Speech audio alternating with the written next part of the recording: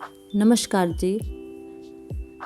मैंने रात में ही अलार्म लगा दिया था 5:30 बजे का, क्योंकि शादी के कुछ ही दिन हुए थे और यहाँ ससुराल में सुबह के 5:30 पर लगभग घर में सभी उठ जाते हैं। पर मेरे मम्मी पापा के घर पर तो मैं 8 बजे से पहले कभी नहीं उठी थी, इसलिए यहाँ इतना जल्दी उठना थोड़ा मुश्किल होता था। पर शादी होने के बाद खुद में ही यह महसूस होने लगा था कि मुझ पर बहुत जिम्मेदारी है। घर के सारे काम, चूल्हा चौका, बर्तन धोना, साफ सफाई इत्यादि घर के सभी काम मुझे ही करने थे, क्योंकि मैं घर की बहू जो थी।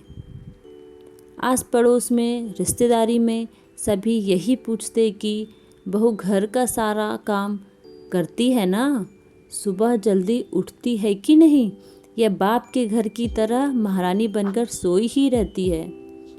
गांव में घर होने के कारण रीति रिवाजों को ज़्यादा महत्व दिया जाता है। घूंघट भी डालो ससुर जी के सामने। पति से बातें भी बहुत कम होती थी। इसी तरह मैं 5:30 का अलार्म बजने पर उठ गई। घर के सारे काम किए, खाना बनाया, सबको परोसा, फिर आखिरी में खुद खाया। खाते खाते माँ की याद आ गई। आंखें नम हो गई, क्योंकि माँ घर में सबसे पहले मुझे ही खाना देती थी और ज़बरदस्ती करती थी कि ठीक से खाना खा वरना कमज़ोर हो जाएगी। पर यहाँ ससुराल में कोई पूछने वाला भी नहीं था, बहू ठीक से खाना खा रही है या खा भी रही है या नहीं। ऐसे सवाल किसी के पास नहीं होते थे। तबीयत के बारे में तो कोई सोचता ही नहीं था। इसी तरह मेरा समय कटने लगा। मैं भी धीरे धीरे समझ रही थी कि ससुराल में ऐसे ही रहना पड़ता है। एक दिन मेरी तबीयत थोड़ी ठीक नहीं लग रही थी, तो सुबह 5:30 का अलार्म बंद कर दिया। उठने का मन नहीं हुआ। सोचा कि 10 मिनट बाद उठ जाऊंगी, पर फिर से लेटने के बाद मेरी आँख लग गई और जब आँख खुली तो 6:30 बज चुका था। मैं घबराकर उठी। लगा सारा काम समय पर कैसे ख़त्म होगा। सर में दर्द भी था। शरीर छूकर देखा तो बदन भी तप रहा था। हिम्मत नहीं हो रही थी कि बिस्तर से उठ जाऊं, पर काम तो करना था। फिर सोचा काम तो मुझे ही करना है और दौड़ते हुए रसोड़े में चली गई। देखा तो वहाँ रात के सारे बर्तन वैसे के वैसे ही थे। ना ही चाय बनी थी और ना ही दोपहर के खाने का कुछ भी इंतज़ाम हुआ था।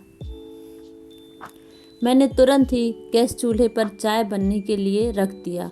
साथ में दोपहर के खाने की तैयारी में जुट गई। तभी सास पानी लेने के लिए रसोड़े में आई और मुझे देखते ही गुस्से में आ गई और ताने देने लगी कि महारानी अभी उठ रही है, चाय कौन बनाएगा, खाना कब बनेगा, चाय का सभी इंतज़ार कर रहे हैं। और भी कुछ मुंह में बड़बड़ाते हुए हाथ में पानी का गिलास लेकर रसोड़े से बाहर निकल गई। मेरी आँख में आंसू थे। मम्मी पापा की बहुत याद आ रही थी। लगा कि सासू माँ एक बार तो मुझसे पूछती कि क्यों लेट हुआ बहू, आज तेरी तबीयत तो ठीक है ना। पर ससुराल में बहू की परवाह कौन करता है।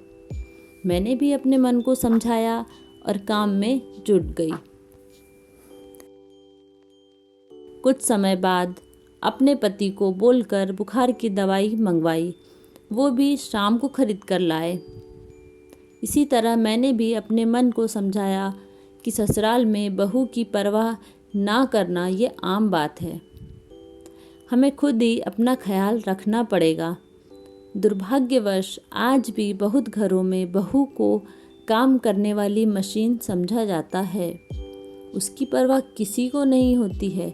हालांकि सभी घरों में ऐसा नहीं होता है। धन्यवाद।